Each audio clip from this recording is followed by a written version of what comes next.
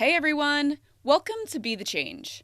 My name is Lily Mott, and today I'm going to be talking about how change comes when you do something that scares you every day. My guest this week is Phoebe L. Hanson, and she is a climate advocate, a student, a coordinator of Mock Cop, a co founder of Teach the Teacher, and much more. I got to talk with Phoebe about her work as a climate advocate in her home country of the UK and around the world. So, without further ado, let's get started with this episode featuring Phoebe L. Hanson.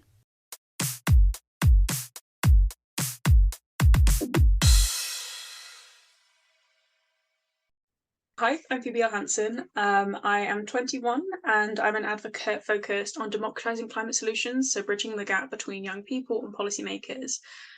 I coordinated an initiative called Mock COP 26, now called Mock COP, which was a virtual youth climate conference that convened over 800 young people from over 140 countries to form policy proposals and to collaborate with leaders like the COP26 president and the UN Youth Envoy. And working to enact those proposals, I created a joint event with the UK presidency at COP26, which facilitated pledges on climate education from 25 countries, including the UK in its climate change strategy within the Department for Education, which was the first of its kind. And I was very honoured to be able to advise on that alongside an incredible panel of other young people. That is a great way to get started, and I'm really excited to talk with you more about Mock Cop and this work that you're doing as a climate advocate. So, I would love to know more about your background and what inspired you to get started with this work. Can you tell me more about what got you to this point as a climate advocate? Yeah, of course. My work is kind of shifting right now, actually, so it's an interesting time to ask that question. I'm the daughter of a teacher, which I talk about all the time. If you Google my name, it will be Phoebe's daughter. Phoebe's mum is a teacher, but I'm the daughter of a teacher, which means that I've grown up around education. I probably spent more time in a classroom than outside of it when I was growing up. My mum taught at the school that I went to, so it was all of my time was spent in the same kinds of classrooms, which gave me a real appreciation of the power that education holds to be able to transform realities and transform ambitions.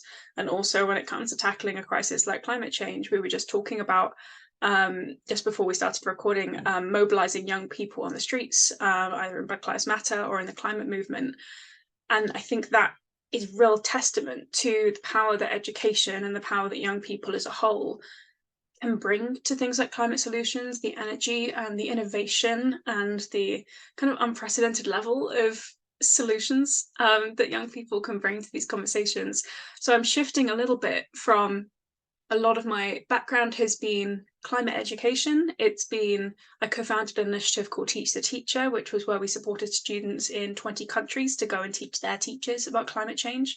And now I'm looking to move that into the multilateral space, to move it into how can we get young people into these policy spaces? How can we make sure that multilateral spaces like COPs aren't democratically unviable, that they have the consent or the informed understanding of the people that they are representing and affecting? How do we make sure that we don't leave people behind in the climate conversation? That is really interesting, and both of my parents are actually teachers, and they taught in my schools growing up, so I definitely resonate with that passion for education. And when you said you grew up more in the classroom than not in the classroom, definitely relate to that, so thank you for sharing that. I recently moved to Wales, and I would love to know more about the climate crisis, specifically in the UK, where you're based now and where you've been doing this work.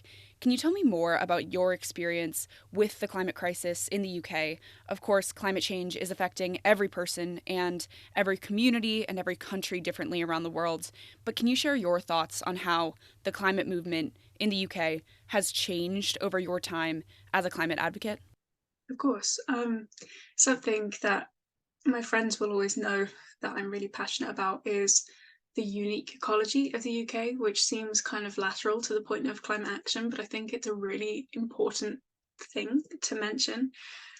The UK, and particularly my region of the UK and your region of the UK in Wales, is home to one of the most rare habitats in the world, the temperate rainforest habitat, which is a carbon sink not unlike the Amazon rainforest, its tropical rainforest cousins. It's incredible, and it has inspired works like the Mabinogi, and it's inspired so many incredible works of Welsh literature that are so critical to our culture. It's it's an incredible environment, and I think the UK's climate and environmental commitments is built on that backdrop. It's built on the way that we have a unique, as every country does, perspective on nature and the environment. I think there have been so many things that have happened recently, and probably not many of them that I can comment on. But I think what I've seen specifically within the last couple of years is how much people are willing to change, how much people are willing to take on new information and change their minds and learn. I've met so many people that were at first unwilling to talk to me about climate change or like taking action in their own lives, whether that be the traditional forms that we see that, or whether that be voting, or whether that be like signing petitions, campaigning. Some people that I would never have expected to get to this point, to get to the point of doing those kinds of actions, are now at that point, and they're now engaging with this conversation. And we're seeing that shift after the COP26 presidency, that it's a part of the mainstream dialogue in a way that we've never seen before. And I think that's really important, and it's really incredible that people within the UK approach climate change in that way. We are leaders in a lot of respects. In a lot of respects, we also aren't. But I think it should never be downplayed how much so many people, like normal everyday people going about their lives, have taken on this challenge and have taken on the solutions to that challenge. That's really interesting, and it's exciting to hear that more people are willing to speak with you about this issue. So, kind of a big question here, but as far as your advocacy, what are your hopes for the future? What are you hoping will change in the future when it comes to climate change and the work that you're doing? I mean, I'd like to see more people in climate policymaking. I'd like to see more young people in policymaking, full stop. Um, but most specifically, I would like in the UK, but also in other countries, there to be a specific place for a young person on the state delegation, on the like country negotiating team, on the team that my country would send to the COP conferences. I want there to be a space for a young person. At the UN level, I want there to be a definition of what that youth delegate position should mean, because it varies so wildly by country. Young people have this really I wrote my dissertation on this. Young people had this really unique position in climate negotiations where we're simultaneously seen to be apprentices, like the people that should be interning, taking notes in the corner and learning from our elders, and the people that are pushing the boundaries in a way that older people can't, and being the activists and being the ones that can shout and set the tone for a conference. We have these two completely polar opposite roles that we're expected to take on. And I would really like there to be a definition of what a youth delegate is within the UN climate change, but also the UN space as a whole in other conferences like it, that can help to define what the role of a young person can be, and also that they get sufficient capacity building and resources to allow them to compete on the same level as adult delegates. Because something that I see so often is young people left sleeping on the floors of hotel receptions, or sleeping in awful situations in rooms with loads of people within them, who can't afford to eat, like we saw in Egypt, who can't afford the food within the conference centre, they can't find water, they don't have access to basic necessities that their counterparts on country delegations have the funding to be able to access. And it gives us this kind of inherent unbalance between the two different groups. So we can never have a fully balanced conversation between young people and adults because there's such an inherent disadvantage. So what I'd really like to see is, more young people engaging at the kind of entry level to the climate conversation, engaging within climate, engaging in what that will mean for their future and what that will mean for the kind of decisions that they will have to make in their working life. But what I also want to see is for the young people that are already engaged, they have the opportunities to be able to take that engagement somewhere. So I think there's a lot of young people now who are leaving campaigning, leaving climate work because there's not really anywhere they can go. And I would really like for that not to be the case. I would really like there to be places where young people can make a difference and can do the things they want to do. That is such an interesting point about the role of young people that I hadn't really thought about in that way, but you put it so succinctly. on one hand, young people are wanting to make noise and fight for change and hold our leaders accountable. But on the other hand, we're also often working as interns or volunteers, and we're training and supporting, or I guess we're in training and we're supporting these leaders and institutions. So those definitely are two conflicting roles, and I think that's really interesting to consider. I have one more question for you. Lots of young people want to create change and make a difference, but they may not know how to get started with that work. What advice would you have for those people who may be listening? I mean, I would speak specifically within my space, my kind of like politics space. I am not from a background that is normally represented within the spaces that I have been very lucky to inhabit. I mean, I've spoken to so many senior ministers and so many people I never would have thought that I've been able to access. And genuinely, the way that I got there, because I didn't start my climate campaigning until I think about a month before I started university. And obviously, university in the UK is 3 years. So this has been sort of 3 years in the making, which realistically is not a very long time.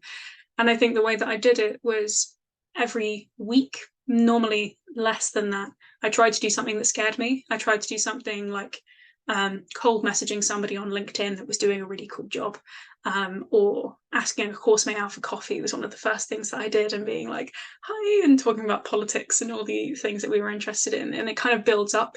And now I can cold message people on LinkedIn and it doesn't faze me in the slightest. I can do all of these things, and it isn't something that I really think about.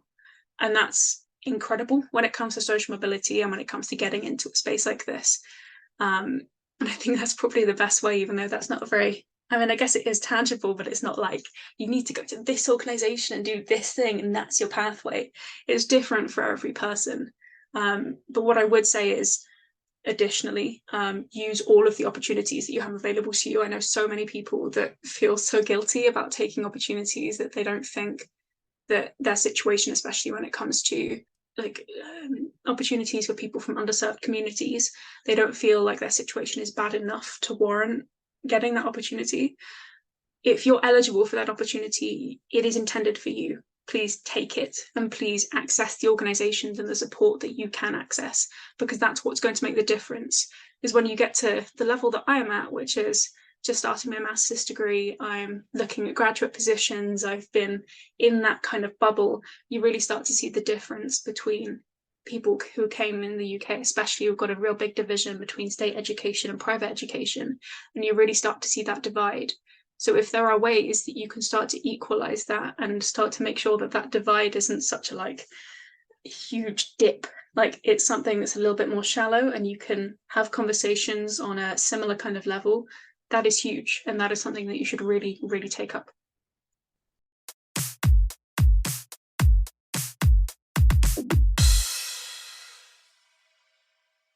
I really enjoyed this conversation with Phoebe, and I think she offered so many important pieces of advice. My favorite part of this conversation was when Phoebe talked about how she challenged herself to do something that scared her every day. She started out with cold messaging people on LinkedIn and asking a friend for coffee, and now those are small actions to Phoebe that no longer scare her. Phoebe's advice is an exciting challenge because you can start with small actions and gradually move on to bigger, scarier actions as you feel more comfortable and more confident in yourself. I am inspired by this challenge from Phoebe and also Eleanor Roosevelt, and I am definitely keeping their words in mind because change comes when you do something that scares you every day.